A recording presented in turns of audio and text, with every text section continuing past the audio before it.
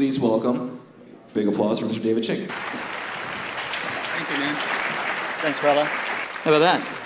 Wow, we've already accomplished that this morning. Fantastic. Here we go. I am going to talk about the connected music scene, but I'm also going to do it from a perspective of, look, I'm loving the environment at the moment because there's 8 billion people on the planet and 50% of them are under the age of 30. That means they've never known life without the internet. There are 6 billion mobiles on the planet and 1 billion of those are smartphones. About 50% of us have bought something. So those who actually interact with the mobile experiences actually do want to do it heavily. And there are 2 billion people connected to the internet and 70% of what people do online is still read blogs. Now, I do believe that consumers are completely confused. This is a bag I picked up at the Venice Biennale last year. It shows us that as much as we've got all these amplifiers, we're still a bit confused as to who we are. And I love, love, love that slide. Now, I grew up in the world of TLA, the 3-letter acronym, like this, FYI. CYA, I use that in the office all the time, that's cover your ass. And you've got the new generation that are using this.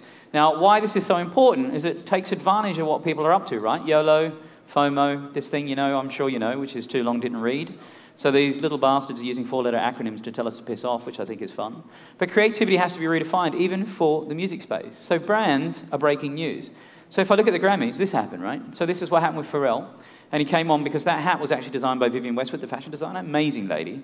But what was amazing about this particular experience for me was that Arby's jumped on and sort of killed the whole moment. Said, hey, dude, can I have a hat back? So brands are trying to bust into breaking news, and they're also trying to help. So Pepsi jumped on as well and said, hey, dude, yes, can Pharrell have his hat back?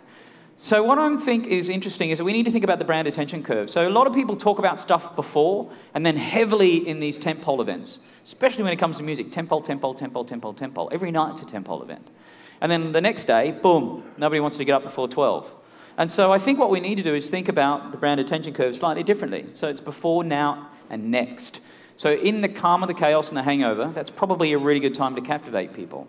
And digital's the only place where people can originate news. Because people are living, communicating, getting information, and fundamentally changing the way that they do things today. And because consumers are born connected. Now, you know that. But I love this video. It sort of explains it to me. I don't have kids. But it really does show that, you know, these kids are playing around with these sort of technologies. I love this. So 37% of kids under the age of 2 can actually play with tablet experiences. Amazing. This one particularly is awesome. How cute is that? Bless them. But what's amazing is that everybody is just one click away from those interpersonal thoughts. Now, we see that with celebrities even. So at the Oscars, when somebody said, hey, who won the Oscars? I'm like, well, bloody Samsung won the Oscars, obviously. But we've got celebrities doing things like this, photobombing. So we've got celebrities acting like consumers, and consumers acting like celebrities and acting like brands. It's a very interesting space today. I haven't had a TV for 15 years. I fired up the TV last night. I saw that The Voice was on or something. And then this sort of rubbish is going on. People are trying to say, hey, why don't you be part of the moment, and we're going to do a cardboard cutout so you can stand in front of your telly and take a selfie. I'm like, bullshit. Is that the best that we can do with amplifying brands and celebrities across social media? I would probably say no. Now, is it about consumers consuming content? No. It's now about creators. You are the creators. So whether your fans and your base, they are the creators, they are the critics, and they're also the curator. So they don't like it, they're not going to buy it. And guess what? Why should somebody buy music? I heard the panel earlier. Because it costs more than 99 friggin' cents to build a piece of music, for God's sake. For me to rent a studio, record the music, think it through, master it, hire the rest of the band, holy shit, that cost me more than 99 cents. Ran over. So, given that's the case, what's also happening is that everybody's swarming to the big lights, and there's tons of them. So for every street light, there's millions of lights happening where people are swarming to them. And that swarm is something we need to captivate because your audiences now have audiences. It's the ultimate time to think about this. Cool. So where's it go? You've got to be transparent. And transparency is weird because it also means you're tapping into a culture that may or may not respect where you are. So you're no longer just the curator of content that you're pushing out and saying, oh, I hope you buy it, I hope you like it, I hope you dig it, I hope you come to the show, blah, blah. You also then have to be your PR of your own products. You have to actually be the one who actually decides, I need to build the conversation direct. But that's a good thing, because if you can move at the speed of conversation, it means that you're going to engage people and you're going to hold them for attention, because I think that's really, really important. And context definitely matters. Build good content, put it in smart places. There's plenty of places that you guys already know where it exists today across social and music. But people's behaviors are influenced by their peers. That means that, you know, if you're able to have somebody that becomes passionate about you, a fanatic, they're going to pass your brand along. You are brands. When I speak to 16-year-old people, they say to me, oh, I'm just really worried about my brand. I'm like, I'm sorry? Aren't you just worried about your bloody t-shirt fitting correctly? I mean, what the hell? So we're now in that world. But if you think about it, the number of brands that people refer each year is only 5 to 9. So it'd be great if you're part of it. So that's where Fanatics come into play. And guess what? Acceleration's getting broader and broader. There's going to be a ton of new brands that you hear about. You think, oh my God, should I be there? Do I need to be on that thing? How do I get on that thing? What's this mean? And what's fascinating for me is this. I grew up in the information age. We're now in the age of social, as you know. My all-time favorite social image will always be this. How good is that? Yay. If nothing else, I gave you that this morning over breakfast.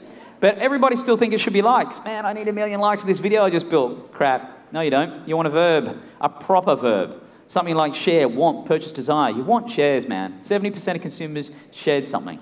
And those are in just last month. And in those shares, about 60% of those shares actually have a link to stuff. And that link is stuff that you're producing. Awesome. So, social rubbish is this. KLM Airlines used to allow me to check into my flight by checking out somebody's Facebook and LinkedIn profile. That's called stalking. Don't do that sort of stuff. And then the country of Sweden, they allow you to take over their social account to be the voice of the country for a week. That's social powerful. However, here's the deal, man. It's completely overwhelming. Everyone is an artist. Yes. So given that's the case, wow. It becomes overwhelming, right? Because we're actually hit with 1,900 media messages per day. And 250 of those, my dear friends, are ads. And then it's underwhelming because I can't find what I'm looking for. I'm actually looking for better curation. That's what I'm really looking for, if you just ask me. The 6th largest contributor to stress today is FOMO, the fear of missing out. Media overload is starting to kill us because we freak out, right? If you don't touch your phone for 3 seconds, you kind of freak out about it. But here's the deal. I think people have too many friends, too many followers, and they're following too many people. Now, don't be afraid of this, because I do think that defriend and unfollow will be a trend. So I actually think what will happen is that people will say, too much noise, I just want to skin it down to people I really give a shit about, and brands I really care about, and bands I really care about. So I think that's important. And consumers' tastes are changing. So I think it's about, can you hold the presence? Can you actually be present when somebody wants to be the fanatic for you? So in 2005, we were in this world when the Pope was sworn in versus 2013. Now, what's fascinating for me is behaviours have also changed. Yes, it's all about the mobile. Now, what does that mean for you? It means that it's no longer an infant. You have to embrace this thing, not just to have conversations, but to experiment. And because people are downloading fewer apps and spending more time on the ones they have, you have to pick your battles. 70% of consumers actually try a mobile experience once and then they give it up, dude. I don't know about you. People always say to me, download this app, it'll change the world. I download it, never open it. Or if I do, it suddenly has an update. I'm like, dead in my world, no way. So that's kind of weird. But if you do get it right, about 80% of people who actually interact with your brand mobily become your power users. Awesome. That means they give us stuff about your brand. It creates advocacy. That's where Fanatics come from. Really important. Like this. When Jay-Z last year, not all of us can do this, dude. We can't pull this off because we're not all in bed with Samsung. But he said, for the first 1 million people of Android, we're going to give you the album for free. What a great way to talk about your brand. But anything you do in mobile, and you should be in mobile, make it simple. Simplicity is the ultimate sophistication. That's Da Vinci's quote, not mine. And we love it because we know where people are in the context of what they're doing. So what does that mean for this? It could mean gamification. And I'm not talking Angry Birds. My other gift for you this morning. How good is that for Angry Birds? It's all about this. You can actually gamify as well. So are you thinking about doing scavenger hunts? You know, Coldplay's latest album is being launched via scavenger hunt. That's pretty cool because it gets people really involved in physically being part of your brand. This is actually a company called Scavenger that allows you to develop things like scavenger hunts digitally. And if you look at Deacon and what he does for his live shows, he's got an app that allows you to be at the show. It listens to the sound and you become part of the light show. Cool. And when I'm not at the show, he has this instrument that allows you to actually create music and share that music. So it's really contagious mobile experience. And all the other rubbish, like, hey man, I've got tour dates, I've got all stuff, I've got merchandise to sell. So all of that can be encapsulated into these apps that you can build. But your brand needs to be an experience. Now here's one that I love. I'm just going to play this.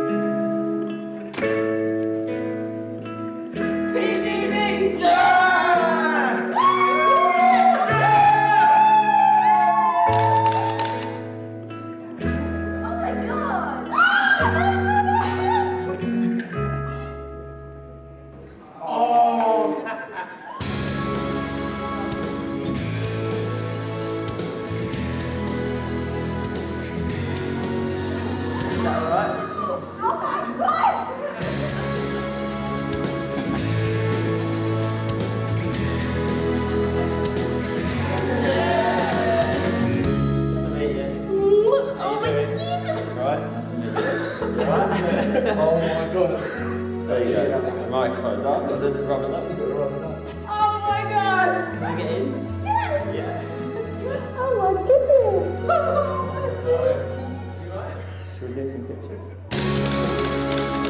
All right, well, first things first, if you don't tear up, you're a hardened bastard. But what's amazing about that video is that Beckham doesn't work for free, but it's bloody blatant. It's really hard to do blatant advertising across that when it comes to music, but let me explain something that I think is interesting. Hello? What the, are you seeing this? It kind of makes me miss the days when we used to rock the microphone, back when our credit score couldn't get us a micro loan. Okay, you've all seen that, I assume. That's the Experian band. So they got flagged years ago when they said, hey, you've got this song and you've got people lip syncing, and the Experian said, screw that, we're actually going to create a band. So they went out and did a competition. The band that won was from Detroit, and they split up years ago and got back together, did an ad. But it's not that compelling. There's something about subtlety when it comes to using brands that actually is quite unique, like this. Darling, please rescue me, take me out.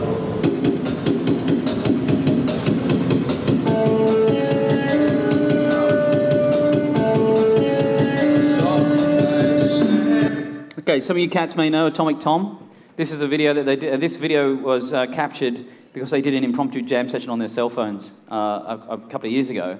It got captured on a smartphone and took off. There's 2.8 million search results for this unknown band at that time. What's amazing about this is rumored to be a hoax seeded by Apple. What that tells me is that if you're using the tools themselves look like they could actually be part of the brand, which is really interesting about that. How about this? Check this out for a second. Give me some sound.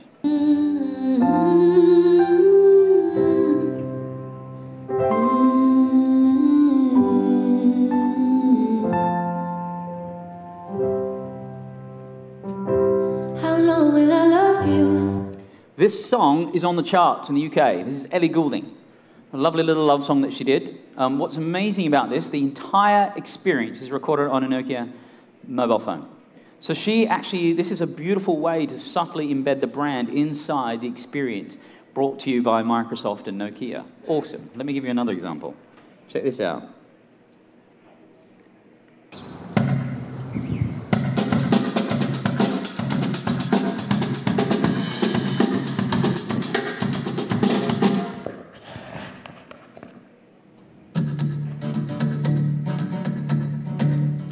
Okay, I'm going to run out of time if I don't talk over it, but here's what's happening.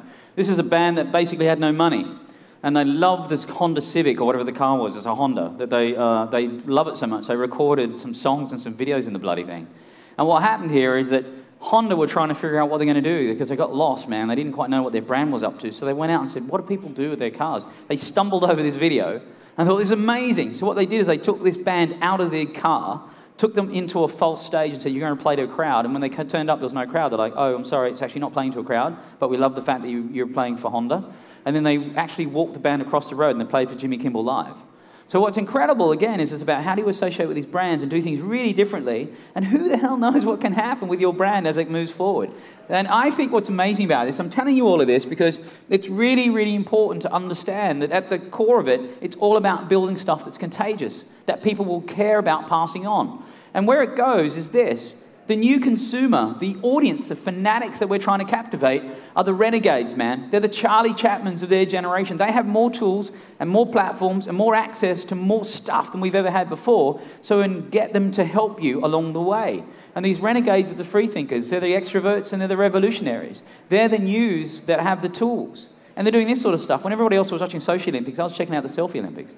There are tens of thousands of people inside their bathrooms doing these crazy selfies.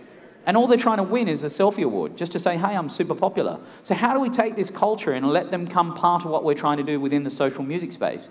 Well, and by the way, these particular audience of 72% say they're super busy. They also believe they get most of their content from feeds, so they're all about instant gratification. And lastly, they're going to have a massive amount of money to spend on the stuff that we're trying to produce, man. About $2.5 trillion by 2018 is what this category is going to have for us. And by the way, when it comes to what these kids want to do, guess what? They want to rent everything, own nothing. That's just the environment that they're in. So that's why you'll see LP record sales going up and CD sales flatten out. So it's really interesting, right? And where it comes to wearables and the engagement space, this is Coldplay. And they were using wristbands to be able to say, hey, you are part of the music experience. We're not just playing to you. You're part of it. And they controlled the light system on people's wristbands as they checked into the gig. This is an incredible way. And then people walked away and said, oh, shit, I'm on the DVD, dude. I'm one of the dots. It's incredible to say, how do I actually engage consumers to make them crazy cool? This is also a wearable that goes into the coin pocket of your jeans. You press it, it geolocates where you are, and it tells people your mood because it has a biometric. So I'm telling you, there is going to be new tools for you to play with and engage people and make them part of your band, part of your music. And all of these tools are going to have built-in intelligence. That means you don't have to seek it out. They'll seek you out. The content will come to you. Right, I've got a couple of other things I want to touch on real quick because I'm almost out of time, but I want to tell you this. When it comes to band experience, it's about discovery. Now, discovery is the number one thing I think we need to play on because discovery is about exclusivity over promotion.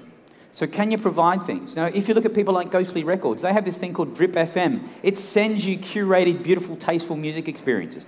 Genius. And if I look at this is a community called Syncio. This is a place where you can bid to work on projects for music that isn't about just gigs. This is music for, say, a score or music for a commercial. So this is a network of these things. This is all niche. This is Burberry. This is Burberry Acoustics. They do these beautiful sessions for unknown bands that are tightly aligned with the ethos of Burberry fashion and their trench coats. It's genius. And you look at Jack Conte. What Jack's doing is he's doing this thing called Patreon where he says, hey, I want to produce music. How much will you pay for me to produce a music video? So you can actually have people who aren't investors out there. You can actually self-fund this stuff by saying, we've got people who are patrons. That's the sort of thing that I think is really, really interesting. Absolutely the last thing I want to say, because there's 1,000 more things in here I want to talk about, but I'm shit out of luck in terms of time. But here's the deal, man. At the end of the day, here are the things that I just want you to think about. If you want the rest of that, just ping me. I'm going to send you some of those videos to check out because they're bloody awesome. But you have to build a remix culture. Let consumers get in the middle of your brand and let them actually amplify it because we're in a co-creation world. Find people who will help you influence. So find those bright lights and help them swarm to you. That's what social's about. Invest in these pre-existing communities. Don't try and build your own. Go to these other ones and say, hey, it seems like a thing. What can I do to authentically embed myself in there? How do I take all of my beautiful images and strip them through things like, you know, Instagram, et cetera, or Pinterest? Let consumers own you, you know that, co-create, and make sure that you experiment with a lot of things that you can do. Because you could do this. I'm just going to play this for a second.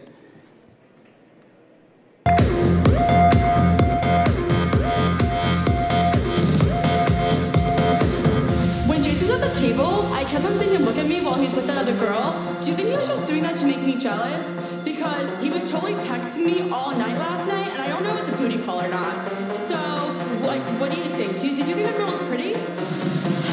Even get in here. Do you see her? She's so short and that dress is so tacky. Where's Cheetah? It's not even summer. Why is the DJ keep on playing Summertime Sadness? After you're in the bathroom, can we go smoke a cigarette? I really need one. But first, let me take a selfie. Right, who's seen that? There is about 1,000 versions of this video, and the reason for that is what they did. They went to influencers and said, #selfie. They stuck people in these videos, and the first thing they said was, oh shit, I'm part of that. Let me push it out. This is going to hit 100 million views in less than 3 weeks. Incredibly contagious content. Their next video is going to be called #whatever. How cool is that, guys? Thanks very much for hanging out with me. See you later. Cheers.